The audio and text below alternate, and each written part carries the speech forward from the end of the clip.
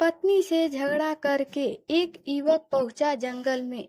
वहां साधु के साथ करने लगा सत्संग, लेकिन प्रवचन में सुनी ज्ञान की बातें अपनी जिंदगी में नहीं कर पा रहा था।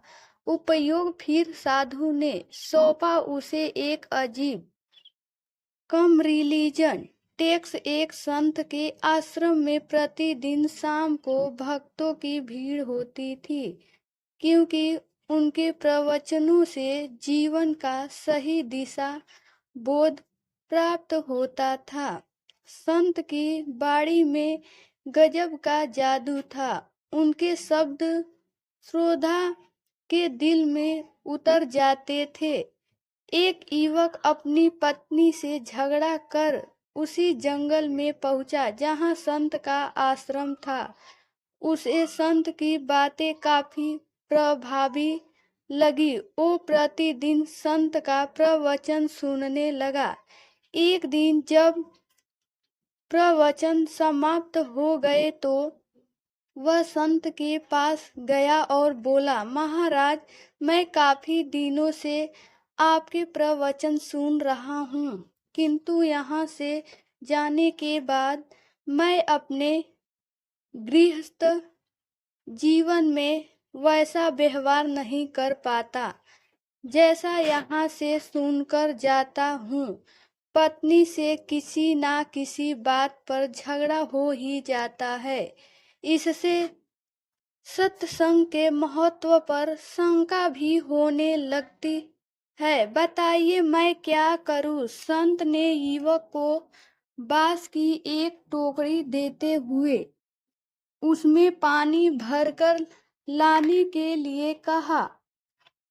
युवक टोकरी में जल भरने में असफल रहा। संत ने यह कार्य निरंतर जारी रखने के लिए कहा। युवक प्रतिदिन टोकरी में जल भरने का प्रयास करता, किंतु सफल नहीं हो पाता। कुछ दिनों बाद संत ने उससे पूछा, इतने दिनों से टोकरी में लगातार जल डालने से क्या टोकरी में कोई फर्क नजर आया? युवक बोल, एक फर्क जरूर नजर आया है। पहले टोकरी के साथ मिट्टी जमा होती थी, अब वह साफ दिखाई देती है। कोई गंदगी नहीं दिखाई देती और इसके छेद पहले जितने बड़े नहीं रह गए, वे बहुत छोटे हो गए हैं।